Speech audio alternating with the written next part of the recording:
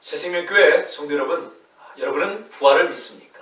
즉 사람이 죽었다가 다시 살아나는 것을 믿습니까? 라는 이 질문 말입니다. 대부분의 사람들은 사람이 죽었다 살아나는 부활을 믿지 않습니다. 그리고 교회 안에도 그렇다는 것입니다. 어느 시대나 이와 같이 부활에 대하여 불신앙하는 이런 사조들이 팽배했다는 것입니다. 심지어 사도 바울이 목회를 하던 바로 그 시대, 우리가 말하는 초대교회 안에서도 말입니다. 자, 그래서 고린도서 15장은 부활장이라고 불리는 부활에 관한 그런 내용들이 등장하는데 15장 12절입니다. 그리스도께서 죽은 자 가운데서 다시 살아나셨다 전파되었거늘 너희 중에서 어떤 사람들은 어찌하여 죽은 자 가운데서 부활이 없다고 하느냐. 이에 분명히 우리 기독교 신앙이 그 예수님의 죽으심과 그리고 거기서 다시 부활하신 위에 섰는데, 그래서 예수님이 다시 살아나셨는데 왜 너희 중에 교회 안에 어떤 사람들은 왜 죽은 자의 부활이 없다라고 하느냐 라고는 질책이 나옵니다. 자, 여러분, 그래서 다시 한번 묻습니다. 사람이 죽었다가 다시 사는 부활이 가능합니까? 예, 가능하다는 것입니다. 아니, 우리 모든 성도가 다시 죽은 자리에서 살아난다는 것입니다. 그리고 그 증거가 무엇이냐? 역사적인 예수님의 부활입니다. 참으로 중요합니다. 우리 기독교 신앙, 특별히 우리 교회, 우리 성도들에 서 있는 가장 바탕이 무엇인가? 그게 바로 예수님의 부활하심이라는 것입니다. 우리가 지난 시간에도 살펴봤듯이 예수님의 부활하심이 없다면 예수님은 그냥 사람인 것입니다. 착한 일을 많이 했던 그런 사람 말입니다. 그런데 예수님께서 부활하심으로, 로마서 1장 4절이죠. 예수님이 어떠한 분으로 증거되었습니까? 하나님의 아들. 그래서 하나님의 아들이라는 말은 참 신이라는 말입니다. 사람의 아들이 사람이잖아요. 하나님의 아들이 하나님으로서의 모든 신적인 속성을 갖추고 있다는 뜻입니다. 다시요, 사람의 아들은 사람으로서의 속성을 가졌습니다. 그래서 사람의 아들이 사람인 것처럼 하나님의 아들, 바로 이 칭호는 무엇이냐면요, 하나님의 아들로서 하나님이 가지는 하나님으로서의 속성, 신적인 속성을 예수님 그분이 가지신 것입니다. 그런 의미로 예수님을 하나님의 아들도 이렇게 부르는 것이고 말입니다. 자, 그래서 어쨌든 간에 예수님의 부활하심을 통하여서 예수님이 단순한 사람이 아니라 하나님의 아들됨이 증명되었고, 맞지요? 그리고 하나님의 아들 참 신으로서 더 이상 거짓말을 못하시는 분입니다. 그런 예수님이, 거짓말을 할 수 없는 예수님이, 참 신이신 예수님이 성경을 인정하셨고, 성경이 예수님에 관한 기록이기 때문에 우리가 성경을 근거로 이제 모든 진리를 판단하는 것입니다. 하여튼 간에 예수님의 이와 같은 역사적인 부활하심이 바로 이제 우리 성도들의 부활의 증거가 되고, 사람이 죽었다가 살아나는 그 부활의 역사적인 객관적인 근거, 증거가 된다는 것입니다. 자, 그런데 교회 안에 있는 많은 사람들조차 예수님의 이와 같은 역사적인 실제적인 부활을 그냥 환상으로 생각합니다. 아니면 단순한 신앙 고백이래요. 아, 그래요? 나의 신앙 고백상 역사적으로 부활했는지 안 했는지는 모르겠습니다. 그 말은 역사적인 부활을 부정합니다. 그럼에도 불구하고 나의 신앙 고백 속에서, 그 말은 마음속에서는 여전히 부활하신 분으로 살아계시죠. 이렇게 했더라 이 말이에요. 이게 바로 많은 교회 안에 있는 주장입니다. 아닙니다. 실제적으로 역사적으로 부활하셨습니다. 그것 때문에 교회가 나온 거예요. 그것 때문에 유대교가 아니라 이제는 예수교라고 하는 이제 기독교가 나오는 겁니다. 예수님을 그리스도로 고백하는 그 바로 기독교 말입니다. 자, 그래서 이제 고린도서 15장 13절은 이와 같이 말씀이 전개됩니다. 12절에서 어떤 사람들이 왜 부활이 없다고 하느냐? 그러자 13절의 이제 내용입니다. 만일 죽은 자의 부활이 없다면 그리스도도 다시 살아나지 못하셨으리라. 예, 부활이 없다면 육신을 입은 그런 사람으로서 육신을 입었던 예수님도 다시 살지 못했을 거야. 그런데 예수님이 다시 살아났다는 것은, 육신의 몸을 입으셨던 예수님이 다시 살아났다는 것은 이렇게 육신의 몸을 입은 우리 모두가 다시 살아난다는 뜻입니다. 자, 이제 그래서 이제 16절 말씀입니다. 만일 죽은 자가 다시 살아난 일이 없으면 그리스도 다시 살아난 일이 없었을 터이다 라고 해서 계속해서 죽은 자의 부활이 반드시 있다는 겁니다. 우리 성도가 죽지만 그걸 하나님 앞에서는 잔다고 했죠. 그러나 어쨌든 간에 이제 인간의 호흡으로 봐서는 호흡이 끊어져 죽는 것입니다. 그러나 죽은 자들이 다시 분명히 살아납니다. 그 일이 역사적으로 있을 것입니다. 어떻게 믿냐고요? 역사 가운데 예수님이라고 하는 그 인간의 육신의 몸을 입으셨던 바로 예수님 그분이 죽으셨다가 역사적으로 객관적으로 실제적으로 살아나셨기 때문에 그렇습니다. 따라서요, 예수님의 부활은 환상이나 신화, 지어낸 이야기나 마음속의 신앙 고백이 아니라 역사입니다. 그리고 부활하신 예수님을 목격한 바로 그들이 모여서 이제 시작된 게 바로 이 교회이고 기독교, 예수교가 거기서 나오는 겁니다. 자, 그래서 이제 인간의 부활이 가능한가? 죽은 사람이 다시 살아나는가? 이 증거가 무엇이라고요? 역사적으로, 실제적으로 예수님이 다시 죽으셨다, 살아나신 것입니다. 자, 이제 그래서 부활이 없다면 우리 성도들이 이 생이 전부라면 가장 불쌍한 존재들이다 라고 하는 그런 말씀이 19절에 등장하는 것입니다.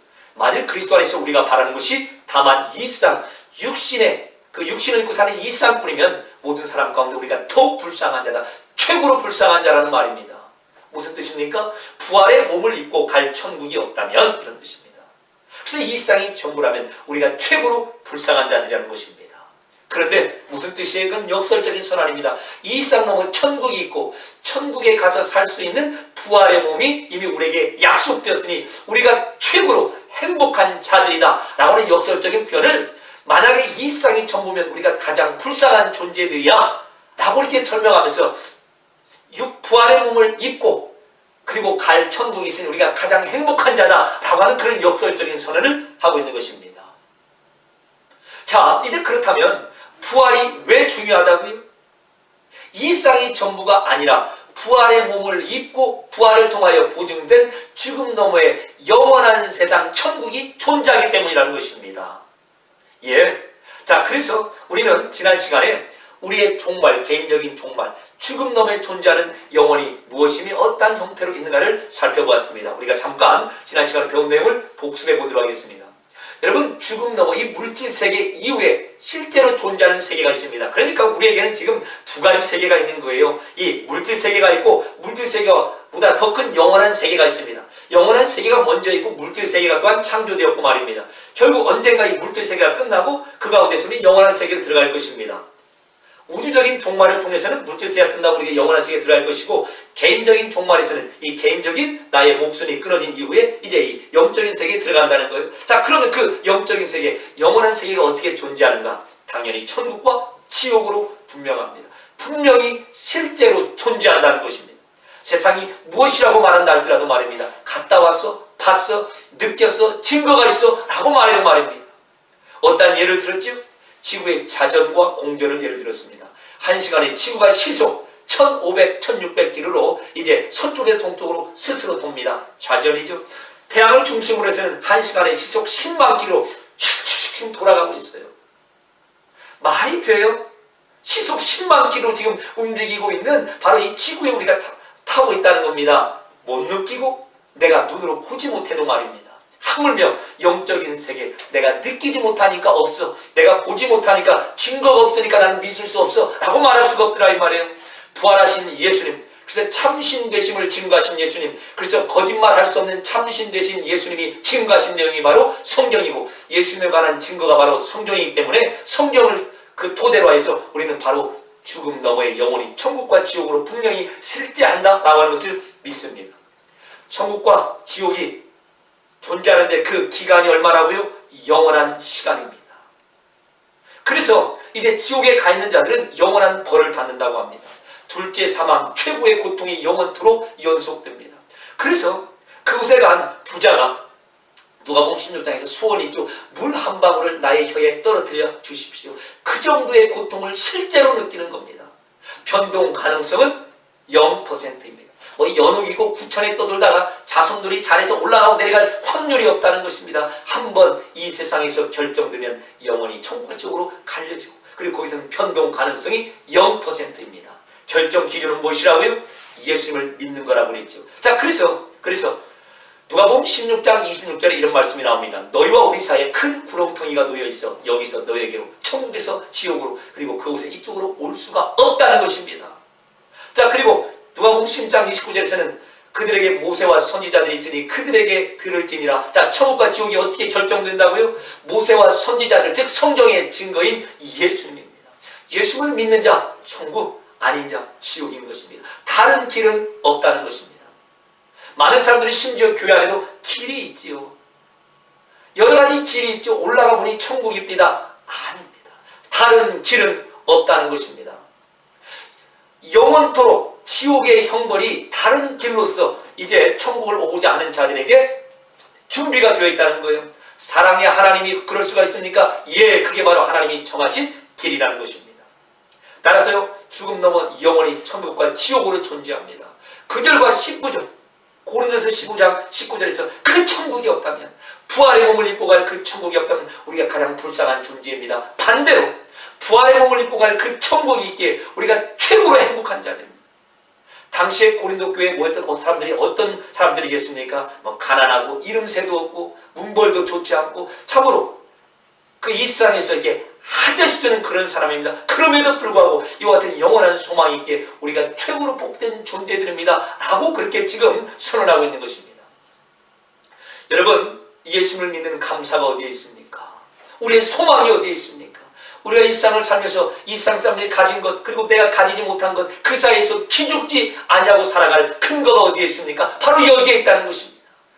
부활의 몸을 입고 영원히 함께 거할 천국이 영원으로 이 세상 넘어 죽음 너머에 존재하고 있다는 것입니다. 따라서요, 우리가 전도도 지금 이 시간에 긴박성을 가지고 해야 된다는 것입니다. 죽기 전에 말입니다. 왜요? 이 세상에서 예수를 믿었느냐 믿지 않았느냐가 영원을 결정하기 때문입니다. 자, 그러면 죽음 즉시에 어떤 일이 발생하는가? 우리가 지난주에 한번 더 살펴봤죠? 개인적인 종말이라는 죽음 이후에 죽음을 문삼아서 어떤 일이 생기는가? 이 천국과 지옥이 갈리는데, 자, 그때 어떠한 일이 불신자들과 우리 성도 가운데 생기는가를 우리가 살펴보았습니다. 예, 모든 육체, 성도이건 간에 불신자건 간에 모든 육체는 흙으로 돌아갑니다. 하나님께서 그렇게 정하셨기 때문에 그렇습니다. 그래서 우리가 부활 그 시점까지는 믿는 자나 믿지 않는 자나 성도나 이 세상의 불신자나 똑같이 육체가 흙으로 돌아가 사라지게 됩니다. 자, 이제 그런데 문제는 영혼의 문제입니다. 우리 영입니다. 불신자들의 영혼, 그리고 우리 성도들의 영혼, 불신자들의 영, 우리 성도의 영에는 어떠한 일이 죽음 이후에 즉시로 발생하느냐 이것입니다. 성도는 어떻게 한다고 그랬죠? 하나님과 함께 천국에 가게 됩니다. 하나님과 함께 이제 완벽한 연합과 동행과 함께함이 주는 그런 기쁨 100%를 누리게 된다는 것이죠. 중간 정착지 여룩이 없습니다. 불신자들은 어떡하죠? 지옥으로 그대로 간다는 것입니다. 구천을 떠도는 중간 지점이 없습니다. 그래서 지옥에 가서 실제적인 고통을 맛보게 됩니다.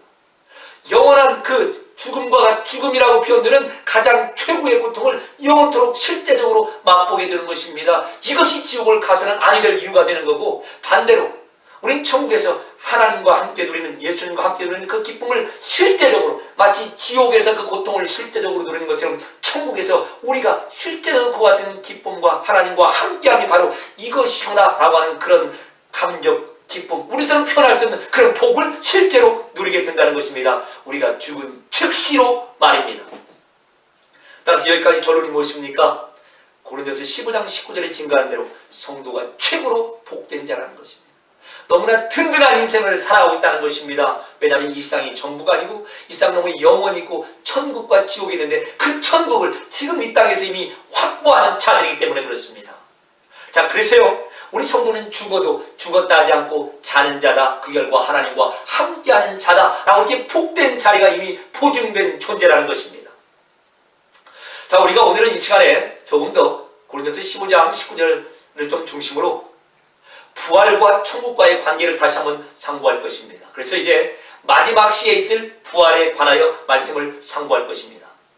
영은 천국으로 인한 최고의 복을 우리가 받았는데 바로 그 내용을 이제 부활과 생각하면서 설명하면서 이제 그 고린도서 15장이 진행이 됩니다. 자, 그러면 부활의 몸이 왜 필요한가? 이 부활과 하나님 나라 천국과의 관계가 무엇이길래 이제 그 천국 그리고 부활이 같이 등장하느냐 이 말이에요. 자, 그 부분을 우리가 간단하게 이렇게 한번 설명해 보겠습니다. 우리가 잘 아는 말씀이죠. 여러분, 우리가 살고 있는 이 세상, 물질 세상이 있고, 그리고 이 물질 세상을 넘어서 가야 될 이제 영원한 세상 천국이 있습니다. 자, 그런데 이제 이 물질 세상을 살기 위한 조건이 있다는 것이죠. 무슨 조건이 있을까요? 뭐 집이 있어야 돼요? 좋은 직장이 있어야 돼요? 이런 거 말고 가장 본질적으로 이 물질 세계를 살기 위해서는 물질 세상에 맞는 생명과 물질 세상에 맞는 몸이 있어야 된다는 겁니다. 예를 들어서 몸뚱아리는 있는데 목숨이 없는 사람이 있잖아요. 죽은 시체 말입니다.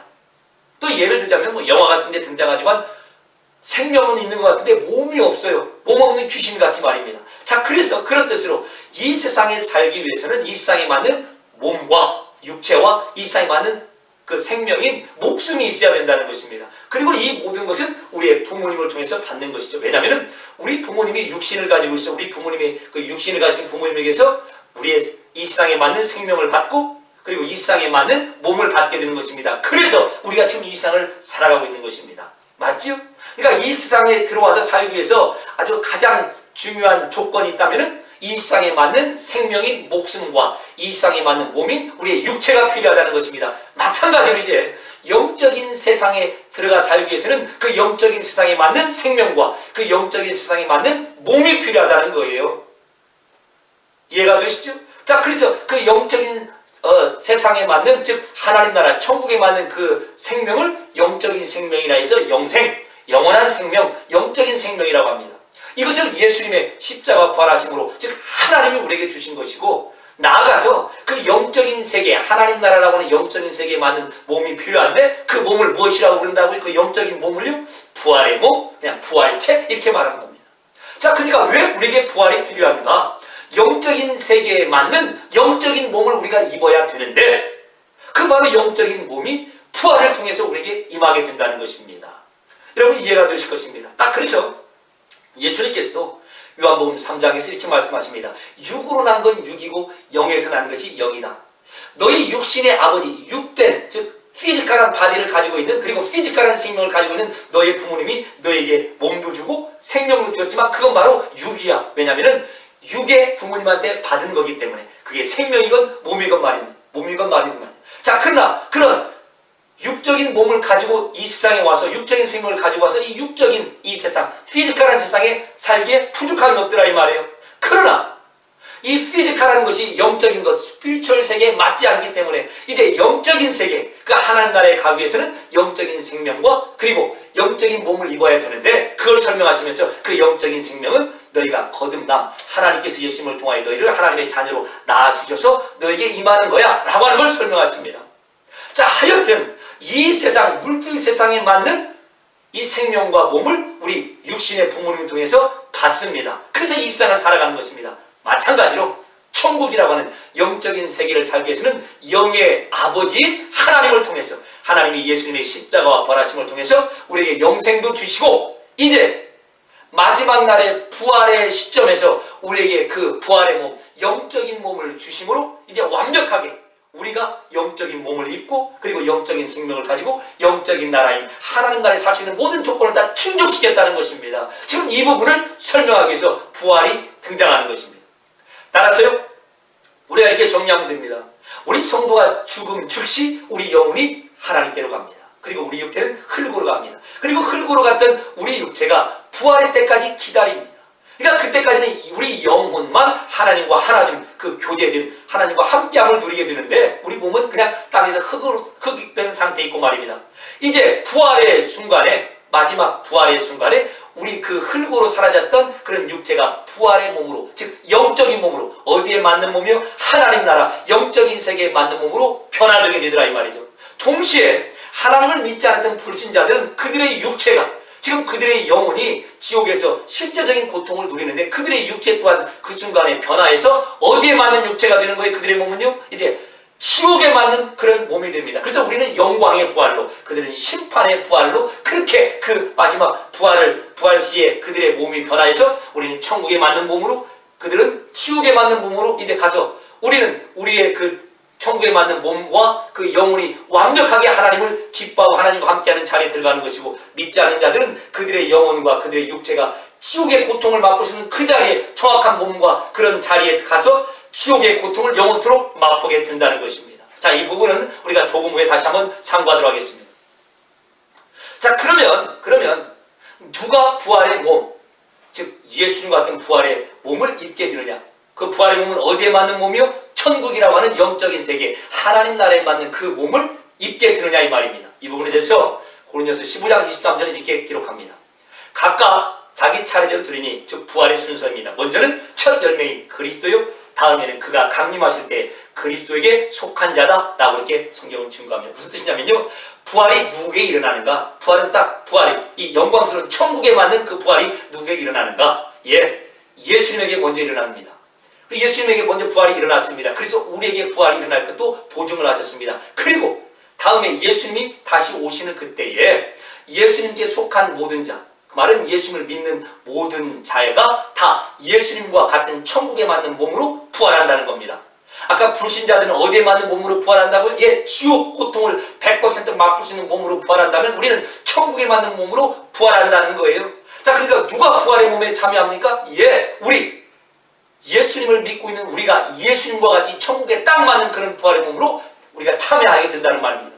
자, 그래서 이제 부활 순서를 보면은 예수님 이미 일어났죠. 그리고 예수님께 붙은 자라고 해서 예수님을 나무로, 그리고 우리가 예수님의 가지인데 예수님이라고 하는 나무에 붙어있는 가지는 전부 다 부활, 예수님이 강림하실 때 그 부활에 참여하게 된다는 것을 지금 분명하게 증거하고 있습니다.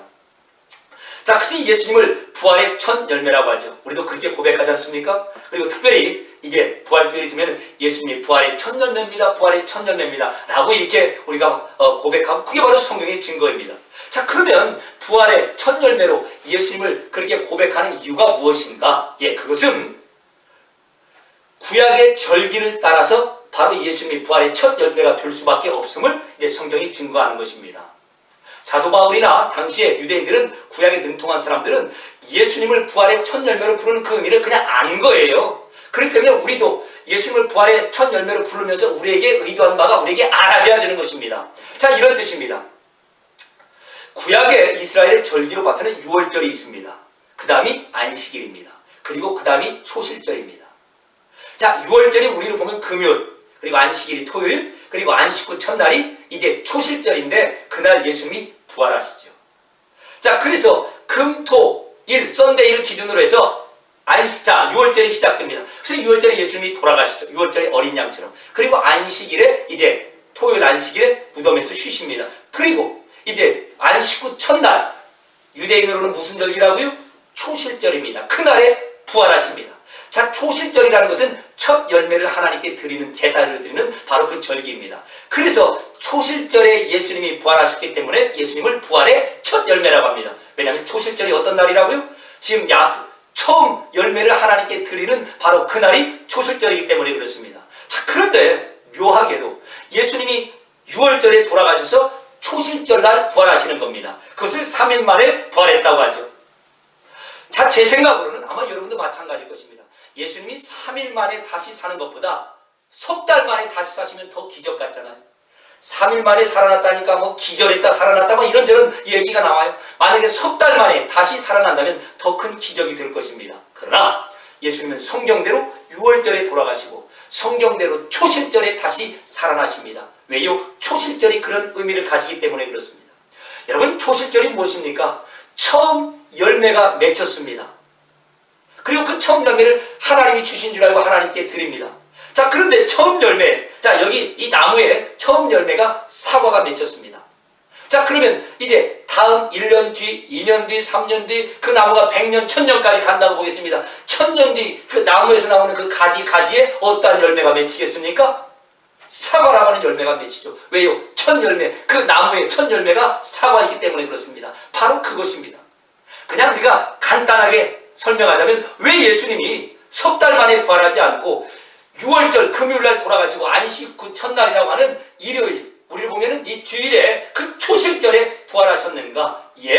초실절에 부활하여 그 나무, 예수님이라고 하는 나무에 부활이라고 하는 첫 열매가 맺혔습니다. 그러면 예수님이라고 하는 나무에 가지로 붙어있는 우리들, 이제 2000년 정도 흐른 2000년 후에 나와 있는 우리 가지, 이 가지에도 열매가 맺힌다면 어떤 열매가 맺히겠습니까? 첫 열매, 그 나무에 부활이 맺혔는데 이제 그러면 그 가지, 우리라고 하는 가지에는 어떤 열매가 맺힐까요? 부활이라고 하는 열매가 맺힌다는 것입니다. 바로 그것을 보증하기 위하여서 예수님이 초실절 날인 바로 그때의 첫 열매, 부활의 첫 열매로 맺혀지고, 그래서 우리에게 보증하는 것입니다.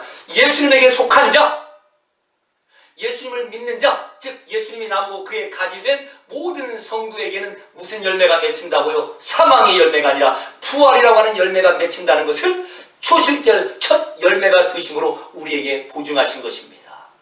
여러분 이해가 되시죠? 이게 바로 초실절에 부활하여 부활의 첫 열매가 되신 예수님이 가지 된 우리에게 보증하는 내용입니다. 먼저는 그 나무인 예수님에게 첫 열매로 부활이 맺혔으니 그 다음 그 가지인 우리에게는 무엇이 맺히겠는가? 자, 그래서 우리는 예수님의 가지로서 붙어있는 우리가 예수님을 겨자씨 말하지만 믿는다는 이 믿음이 보증하잖아요. 바로 예수님께 붙어있는 자들이고, 그래서 나 부활할까요? 생명의 부활로 내가 정말 참여할까요? 라고 할 걱정을 할 필요가 없다는 것입니다. 예수님 그 나무가 부활 열매를 맺은 것처럼 이제 그 예수님께 붙어있는 모든 가지가 2000년 후에 우리 가지 또 뭐 이후에 그런 가지들이 있을 거 아닙니까? 그 모든 가지에 부활이라고 하는 열매가 맺히기 때문에 그렇습니다. 자, 이제 그러면 부활의 몸은 어떠한 몸일까요? 라고 하는 질문입니다. 이런 질문이 지금 제가 여러분에게 하는 것이 아니라 성경에 나와 있는 질문입니다. 당시 고린도 교회의 성도들이 그렇게 질문했다는 거예요. 정말 부활이 있습니까? 있어요. 예수님의 역사적인 부활이 있잖아요. 자, 그러면 자, 그러면 또 묻습니다. 우리가 금방 뭘 확인했죠? 자, 그건 정말 부활한다는 그 보증이 무엇입니까? 자, 첫 열매로서 이렇게 나왔다 이 말이에요. 첫 열매로서 예수님의 보증. 자, 그래서 가지된 그 모든 성도들이 부활합니다. 자, 그러면 이제 또 질문이 나오는 겁니다. 부활할 때 몸은 어떤 몸입니까? 자, 그러자 고린도전서 15장 35절입니다. 누가 묻기를 죽은 자들이 어떻게 다시 살아나며 어떠한 몸으로 오느냐? 이렇게 질문했다는 겁니다. 부활의 몸은 도대체 어떤 것일까? 그러자 답이 무엇이에요? 37절입니다. 너희가 뿌리는 것은 장래의 형체를 뿌리는 것이요. 다만 장래의 형체를 뿌리는 것이 아니요. 다만 밀이나 다른 것에 알갱이 씨앗을 뿌린다라는 것입니다. 자, 무슨 말이냐면요. 여러분 혹시 그 보리씨 알아요? 보리씨. 보리씨가, 그러니까 보리가 이게 알갱이 있는 쌀과 같은 그런 보리가 보리나무는 아니더라 이 말이에요. 예를 들어서 사과씨 생각나지? 사과씨, 검정 사과씨. 사과씨가 사과가 주렁주렁 달려있는 사과나무와는 아무런 상관이 없어 보이지 않느냐? 바로 그 뜻입니다. 자, 그러니까 지금 우리로서는 부활의 몸을 상상할 수 없다는 것입니다. 지금 이 몸에서 어떻게 부활의 몸이 될 것인가? 그래서 그 몸이 천국 살기에 완전히 그 정확하게 맞을 정도로 그 몸이 될 것인가는 우리로서는 상상이 안 됩니다. 왜냐하면 다시 말씀드리면 사과씨를 보면서 사과씨에서 이제 사과나무를 생각해 보십시오. 사과나무가 있고 가지가 뻗어 있고 이제 이파리가 있고 꽃이 있고 거기에 그 빨간 사과가 주렁주렁 열려있는 그런 아주 기가 막힌 그런 사과나무를 상상할 수 있겠습니까? 계란 하나에 그 털이 그 보송보송하고 우리가 상상할 수 없는 그런 병아리 그게 자라가지고 이렇게 장딱이 되고 암탉이 되는 그 계란과 이것과는 도저히 어떤 그런 접촉점이 없을 정도로 상상이 안 가는 모습이 계란에서 바로 이 닭으로 나오는 거예요. 바로 그러왔다는 겁니다. 그래서 상상할 수 없다는, 지금 말해줄 수가 없다는 겁니다. 다만 이렇게밖에 말할 수가 없다는 겁니다. 자, 그 다음 보겠습니다. 53절입니다. 이 썩을 것이 반드시 썩지 아니할 것을 입겠고 이 죽을 것이 죽지 아니할 것을 입으리라. 이 정도로 설명할 수밖에 없습니다. 우리 몸은 썩지 않습니까? 근데 이건 더 이상 썩지 않을 거야. 우리 몸이 죽는데 더 이상 죽지 아니하는 영원한 상태의 몸으로 될 거야 라는 말이에요. 우리가 흙에 속한 자의 형상을 입은 것 같지. 그래서 49절이에요. 흙에 속한 자의 형상은 무슨 말입니까? 먼저 가장 근본적으로는 아담이죠. 그리고 우리 부모님이죠. 우리 부모님의 육체를 우리에게 주신 것 같이 이제는 하늘에 속한 자의 형상도 입겠다는 것입니다. 왜요? 우리 부모님을 통해서 육신에 속한 그 몸을 입은 것처럼 이제 하늘에 속한 예수님과 같은 종류의 그런 질적인 몸을 입게 된다는 것입니다. 그래서 예수님의 몸이 하나님 나라 천국의 영적인 세계에 맞는 것처럼 우리 몸이 바로 그렇게 되는, 그게 바로 부활이라는 것입니다. 여러분 이해가 되시죠? 따라서요. 우리는 우리 몸이 부활 때 어느 정도 들겠지? 라고 도저히 상상할 수 없습니다. 그러나 그냥 한번 마음껏 상상해 보자는 것입니다. 그리고 그날까지 미뤄보는 것입니다. 그러나 분명한 것은 지금 육체와는 비교가 되지 않는 그런 엄청난 영광스러운 경이로운 그런 몸을 부활의 몸으로, 영적인 몸으로 하나님 나라에도 맞는, 천국에도 맞는 그런 몸을 우리가 입게 된다는 것입니다.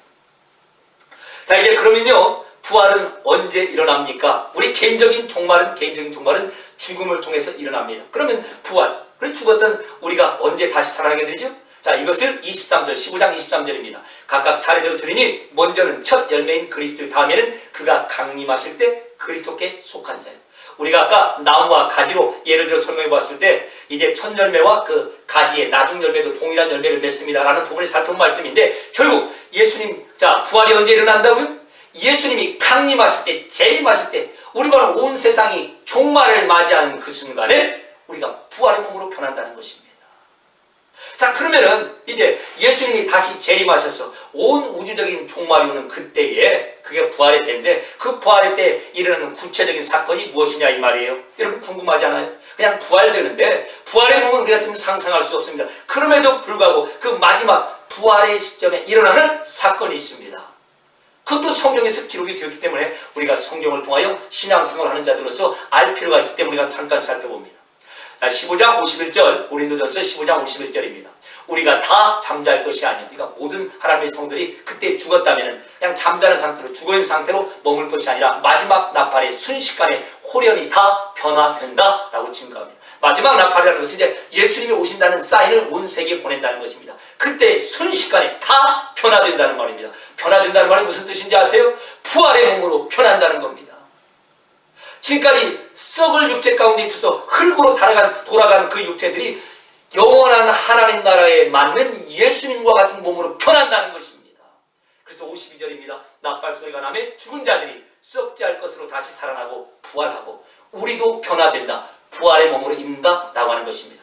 다 예수님이 오실 때, 예수님이 오신다라고 하는 이제 나팔 소리가 울려서 예수님이 오시는 그 순간에 이제 우리가 다 부활의 몸을 입게 되는데 순서가 있다는 것입니다. 누가 먼저 부활의 몸을 입게 된다고요? 예수님 말해서 죽은 자들. 예수님 오시는 그 순간까지 살아있는 자도 있고 이미 죽은 자도 있을 거 아닙니까? 그런데 먼저 죽은 자들이 부활의 몸으로 변하고 살아있던 자들도 바로 이와 같은 살아있는 육체에서 그들과 동일한 부활의 몸으로 변하게 된다는 것입니다. 다 변화한다는 거예요. 다 부활의 몸을 입는다는 것입니다. 그러니까 중요한 것은 내가 지금 나무 대신 예수님께 가지로 붙어 있는가 확인하는 게 중요합니다. 그때 가서 어떻게 부활해야지? 그게 아니라 지금 내가 예수님을 믿는 자리, 즉 예수님의 가지된 자리에 있다. 우리는 바로 예수님이 다시 오시는 그 순간에 예수님과 같이 부활의 몸을 입고 부활의 몸으로 다 참여한다는 것입니다. 자, 이게 바로 이제 부활 시에 일어나는 사건인데, 이 부분을 데살로니가 전서 4장 14절 이후에서는 조금 더 자세히 설명하고 있습니다. 예수님이 다시 재림하는 그 순간에 부활 때에 어떤 일이 벌어지는가 라고 하는 부분을 데살로니가 전서 4장 14절 이하에서는 이렇게 설명합니다. 여러분 다시요, 지금 우리가 살펴보는 강조점이 무엇인가 하면은 예수님이 재림하십니다. 예수님이 재림하시면 온 세상이 종말인 거예요. 우리가 지난주에 살펴본 것처럼. 자, 그런데 예수님이 재림하시고 종말이 오는 그 시점에 우리에게 일어날 일이 있는데 그게 바로 부활입니다. 물론 우리뿐만 아니라 불신자들도 부활이 일어납니다. 자, 그래서 부활이라고 하는 영원한 세상에 맞는, 천국과 지옥에 맞는 그 몸을 입고 우리는 천국에서 영원히 살고 불신자들은 지옥에서 영원한 고통을 다시 변한 부활의 몸, 영적인 세계에 맞는 몸을 입고 그 지옥에서 영원한 고통을 당한다는 것이죠. 자, 그때 일어나는 사건을 다시 한번 확인합니다. 고린도전서 15장에서는 어떻게 한다고? 예수님이 오실 때 죽었던 자들이 어떻게 한다고요? 먼저 부활의 몸을 입습니다. 그리고 살아있던 우리가 부활의 몸을 입는다 라고 하는 부분을 설명했는데, 이제 데살로니가 전서 4장 14절 이후에서는 이 부분을 좀 더 자세히 우리에게 설명한다는 것입니다. 자, 4장 14절입니다. 우리가 예수께서 죽으셨다가 다시 살아나심을 믿을 텐데, 예수님의 부활이 있다고, 그리고 우리가 그것을 믿는다는 것입니다. 이와 같이 예수님 안에서 자는 자들도 하나님이 그와 함께 데리고 오시리라. 자, 무슨 뜻인가 하면요, 이제 예수님 안에서 죽었습니다. 그럼 육체가 긁어가고 영혼이 하나님께로 가죠. 바로 그때 이제 하나님께로 가 있던 그 영혼들을 예수님이 이 세상에 오실 때 그 영혼들을 데리고 내려오신답니다. 이해가 되시죠? 자, 그것을 하나님이 죽은 성도의 영혼을 예수님과 함께 데리고 온답니다. 그러니까 하나님과 예수님이 같이 내려오시는데, 그때 이미 죽어서 영혼이 하나님과 같이 가 있는 그 영혼들의 영혼이 같이 온다는 거예요. 같이 내려온다는 겁니다. 자, 그래서요, 주께서 강림하실 때, 다시 내려오실 때 누구랑 같이 오죠? 먼저 죽었던 그 영혼들과 같이 내려옵니다. 그때 우리 살아남아있는 자들도 자는 자, 죽은 자들보다 결코 앞서지 못하리라. 그 말은 우리가 고린도서 15장에 살펴봤던 것처럼 이제 죽은 자들의 육체가 먼저 부활의 몸을 입는다는 겁니다. 그리고 우리 살아있는 자들이 부활의 몸으로 입게 된다는 것이죠. 그래서 무엇을 강조하는가 하면 예수님 안에서 죽은 자들이 살아있는 자보다 더 손해보지 않는다는 겁니다. 오히려 더 순서적으로 보면은 부활에 먼저 순서를 주어서 더 하나님께서 쳐주시겠다는 거예요. 한마디로 먼저 죽었기 때문에, 예수님 오시기 전에 죽었기 때문에 손해가 아닌가? 그렇게 울지 말라는 것입니다. 그런 의도로 지금 데살로니가전서 4장이 나와 있고, 실제적으로도 단순히 위로 차원이 아니라 실제적으로도 예수님께서 다시 오실 때 먼저 죽었던 그런 영혼들을, 천국에 갇히던 영혼들을 데려오시고 이 땅에서는 죽었던 자들의 몸이 먼저 부활의 몸으로 입고 일어선다는 것입니다. 그것을 16절에서는 주께서 친히 하늘로부터 강림하시리니 그리스도 안에서 죽은 자들이 먼저 일어나고, 이게 바로 고린도서 15장 51절에서 이제 증거하는 내용입니다. 자, 그 후에 우리 살아남은 자들도 변화되어서 그들과 함께 구름 속으로 끌어올림을 받는다는 것입니다. 자, 그래서 누가 먼저 부활의 몸을 입는다고요? 죽은 자들. 그리고 그때까지 살아있는 자들이 부활의 몸을 입습니다. 그러면 시차가 얼마나 될까요? 시차. 죽었던 자가 부활의 몸을 입고 당시에 살았던 자가 부활의 몸을 입는 시차가 얼마나 된다고요? 고린도서 15장 50절에서는 순식간에 변한답니다. 그러니까 아마 제 생각으로는 그냥 논리적으로 순서적으로 그런 것이지 뭐 기간을 기다리는 게 아니에요. 하나님께서 죽은 자들을 먼저 인정해주고 그들에게 부활의 몸을 입히시고 우리 살아있던 자들, 만약에 우리도 그때까지 살아있다면 우리 살아있던 자들도 부활의 몸을 입습니다. 그러나 이것이 순식간에 일어난답니다. 눈 깜짝할 사이 말입니다. 그리고 어떤 일이 벌어지는가? 이때 먼저 죽었던 자들이 부활의 몸을 입고 우리 살았던 자도 그때까지 살았던 자도 부활의 몸을 입고 이제 같이 하늘에 끌어올림을 당한답니다. 하늘에 끌어올림을 당한다. 그걸 우리는 무엇이라고 말하죠? 휴거라고 합니다. 끌어올림을 당한다는 말이에요. 그래서 공중에서 주를 영접하여 영원히 주와 함께 있게 된다는 것입니다. 예. 자, 그래서 공중으로 끌어올림을 당하는 것을 휴거라고 하고, 영어로서는 rapture라고 하죠. rapture. 최고의 기쁨, 최고의 환희, rapture. 단순한 joy가 아닙니다. joy를 넘어서 rapture. 최고의 기쁨이 공중으로 끌어올림을 받는 그때가 우리에게는 최고의 날이라는 거예요. 그래서 그것을 영어로는 rapture라고 표현하는 것 같습니다. 우리는 휴거라고 표현했고 말입니다. 그 일이 예수님께서 오시는 그 순간에 살아있었건 죽어있었건 예수님께 붙어있는 자, 즉 예수님을 믿은 자에게 다 일어난다는 것입니다. 예? 자, 그래서 어떤 분들은 이렇게 말해요. 여러분, 예수님 오실 날이 가까웁니다. 휴거를 준비하십시오. 헛소리입니다. 휴거는 우리가 준비하는 게 아니에요. 공중으로 끌림 받는 것은 우리가 준비하는 게 아닙니다. 예수님 그분이 사실은 다 준비해 놓으신 거예요. 물론 준비한다는 것은 그럼 무엇이 준비하는 거예요? 집 팔고 땅 팔고 뭐 어디 모이는 거예요? 그런 의미로 준비라면 큰 헛소리라는 거예요. 만약에 우리가 휴거를 준비한다는 것은 내가 지금 예수님 믿는 거 아닌가? 이것만 확인하면 됩니다. 고린도전서 15장의 말씀으로 보면은 내가 지금 나무 대신 예수님께 가지로 붙어 있는가? 이것만 확인하면 되는 거예요. 내가 지금 예수님께 가지로 붙어 있다. 그것이 우리에게는 겨자씨만하지만 예수님을 믿어요. 나 예수님 믿고 싶어요. 예수님 편들고 싶어요. 그렇게 드러나는 것입니다. 그렇다면 우리는 이미 휴거도 다 준비된 자고 부활도 다 준비된 자들이 되는 것입니다. 맞죠? 어디 와서 어떻게 휴거를 준비하겠습니까? 다 모이래요. LA로 모이라고 하고 서울시청으로 모이라고 나한테 오라고 합니다. 다 헛소리라고 하는 겁니다. 예수님께서 나무가 되시고 우리를 가지로 붙이셨습니다. 이게 십자가 사건입니다.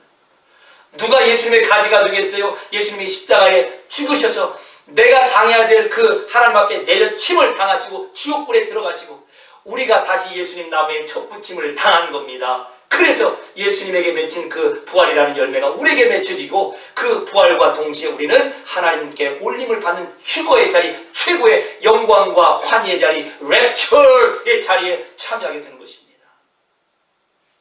예수님께서 재림할 때 사건이 일어납니다. 죽은 자가 부활의 몸을 입고 산 자도 부활의 몸으로 변화합니다. 다 변화합니다. 그리고 공중에 끌려 올림을 받습니다. 그 다음이 무엇일까요? 예수님이 재림할 때 부활이 일어났습니다. 그래서 공중으로 끌림을 받습니다. 그 다음에 무엇이 있을까요? 고린도서 15장 23절입니다. 각각 자기 차례 들으니 먼저는 부활이 첫 열매이신 예수님, 그 다음에 붙어있는 강림하실 때 붙어있는 우리 성도들, 그 후에는 뭐예요? Then the end will come. The end, 종말이 온다는 것입니다. 즉 끝 이 말이에요. 우주적인 종말이 온다는 겁니다. 끝이라는 겁니다. 하나님의 디자인이 이제 완성된 것입니다. 창세전에 하나님의 계획이 이제 예수님이 다시 오시고 우리가 예수님과 함께 공중으로 올라가는 것, 이것으로 끝이 나는 겁니다. 예수님 다시 오실 때 이 우주가 사라지는 거예요. 그러니까 이 땅에 있던 모든 사람에게 동시에 종말이 임하는 것입니다. 그리고 끝이라는 거예요. 끝이라는 말은 물질 세계가 끝이 나고 이제는 영원, 천국과 지옥만 남아있다는 것입니다. 다시요, 예수님이 재림하신 이후에 죽은 자와 산 자가 변화되어 부활의 몸을 입고 휴거되어 공중에 끌림받습니다. 그 다음에 무엇이라고? 영원히 같이 거하는 겁니다. 주와 함께 영원히 함께 거한다. 더 이상 다른 것이 없다는 거예요. 자, 그리고 고린도서 15장 13절에서는 그 후에는 마지막이니, 우리 한글 성경에는 조금 이게 분명하지 않게 나온 것 같아요. 그 후에는 마지막이니 그게 무슨 뜻이에요? 종말이다 이 말이에요. 그 영어로는 then the end will come. 끝! 영원한 천국과 지옥만 남는다는 것입니다. 물론 우리 성도의 교회 휴거 다음에 어떠한 사건이 있다라고 주장하는 그런 교회 안의 주장들이 있습니다. 7년 대환란이 있고 그 다음에 천년왕국. 예, 그러나 제가 보는 성경 안에서는 데살로니가전서 4장 17절과 바로 이 말씀 고린도서 15장 13절을 보면 그냥 끝이에요. 물론 그렇기 때문에 이걸 믿고 안 믿고 때문에 또 천국과 지옥이 가는 그건 아닐 것입니다. 이 부분도 우리 주님 앞에 올 때까지 그냥 오픈하고 놓겠습니다. 그러나 최소한 제가 보는 성경에서 여러분이 한번 확인해 보시기 바랍니다. 부활 이후에 그리고 랩처 휴거 이후에 무엇인가, 그 외에는 마지막이니 끝을 보자는 거예요. 자, 어쨌든 간에 이제 이와 같이 우리가 부활의 땅이라는 고린도서 15장을 통하여 이제 살펴보았습니다. 마지막 순간에 어떤 일이 벌어지는가. 자, 그리고 이제 고린도서 15장의 결론이 우리 앞에 이렇게 주어집니다. 우리 주 예수 그리스도로 말미암아 우리에게 승리를 주신 하나님께 감사하노니 57절입니다. 죽음이 가장 큰 무기였는데, 죽음이 가장 큰 적수였는데 죽음을 이기는 부활이라고 하는 승리를 주셨으니 감사하자는 것입니다. 이게 결론입니다. 그러므로 실제적인 결론의 적용 말씀 우리에게 줍니다. 내 사랑하는 형제들아, 견실하며 흔들리지 말고 항상 주의 일에 더욱 힘쓰는 자들이 돌아. 왜요? 너희 수고가 주 안에서 헛되지 않은 줄을 알기 때문이라. 이게 부활장을 맺는 결론입니다. 부활이라는 죽음을 이기는 승리를 주심에 첫째로 감사합니다. 지금 믿는 우리의 믿는 이 자리를 통하여서 하나님께서 분명히 부활 자리까지 우리를 불러주심을 이제 우리가 이미 보증으로 확인받습니다. 그래서 감사할 수 있게 되는 겁니다. 마지막 휴거가 하나님과 함께하는 그 영원한 기쁨이 우리에게 이미 확증되었습니다. 그래서요, 이 세상을 어떻게 살아가라고요? 흔들리지 말고 견실하게 주의 일에 힘쓰는 자들로 살아가는 것입니다. 종말의 관점에서 보면 이미 가장 필요한 것을 다 받았기 때문에 그렇습니다. 부활도 보증받고 휴거, 주님과 함께하는 그 가장 큰 기쁨도 이미 다 보증받았기 때문에 그렇습니다. 예를 들어 이런 거예요. 학생이 이미 합격증을 받고 고등학교 3년을 생활하는 것입니다. 고3이 정말 힘든 고3이 아니라 그냥 이미 합격할 줄 알고 가는 거예요. 하루하루 기쁨으로 그냥 학교 잘 가면 되는 것입니다. 그게 우리 성도의 인생이라는 것입니다. 그래서요, 결론이 어떻게 된다고요? 견실하며 흔들리지 말며 주의 일에 힘쓰는 자가 되라는 거예요. 감사함으로 말입니다. 그리고 하나님이 부르실 그때의 영광 중에 하나님과 함께 거하고 육체가 흙으로 가는 그 이후에는 우리 주님 오시는 그 시점에 우리 육체가 영광된 주님과 같은 부활의 몸으로 변하여 주님과 함께 가는 그 자리를 기대하며 가라는 겁니다. 나아가서요, 단순히 종말만을 우리 하나님께서 예수님을 통해 준비한 것이 아니라 연약한 우리가 사는 오늘을 위해서도 예수님이 지금도 일하고 계심을 말씀합니다. 즉 죽음을 이기시고 부활하신 예수님이 지금도 죽은 것과 같은 나의 삶과 죽은 것과 같은 우리 가정과 죽은 것과 같은 나의 경제생활과 인간관계, 가족, 자녀들, 우리의 교회, 우리의 인생도 죽은 것과 같은 자리에서 예수님 안에서 예수님의 목표대로 새롭게 부활의 자리로 회복시켜 가신다는 겁니다. 따라서요, 서로를 향해 위로하고 견고하게 서서 흔들리지 말고 이 세상에 기죽지 말며 주의 일에 힘쓰는 자가 되라라고 우리에게 마지막으로 이 부활의 장을 마치면서 권면하고 계시는 겁니다. 은혜로우신 아버지 하나님, 우리 인생 너머에 그리고 마지막 종말의 때 이루어질 확실한 내용을 저희들이 확인합니다. 천국도 이미 예비되었고 마지막 때 있을 부활도 그리고 휴거도 우리에게 이미 보증이 되어 있습니다. 이 세상을 감사함으로 살아가게 하시고 조급하거나 너무나 치열하게 경쟁적이 아니라 여유를 가지며 함께 돌아보며 나가는 우리 성도들 되게 하여 주시옵소서. 다시 한번 이 종말론적인 관점에서, 부활의 관점에서 얼마나 우리가 복된 자들이며 이미 얼마나 감사와 큰 은혜를 입은 자들임을 알게 하여 주시옵소서. 그리고 오늘 하루 남은 인생을 그와 같이 주와 함께 정말 통행하며 기쁨으로 살아낼 수 있게 저희를 다시 한번 은혜 가운데 인도하여 주시옵소서. 예수님의 이름으로 기도하옵나이다. 아멘.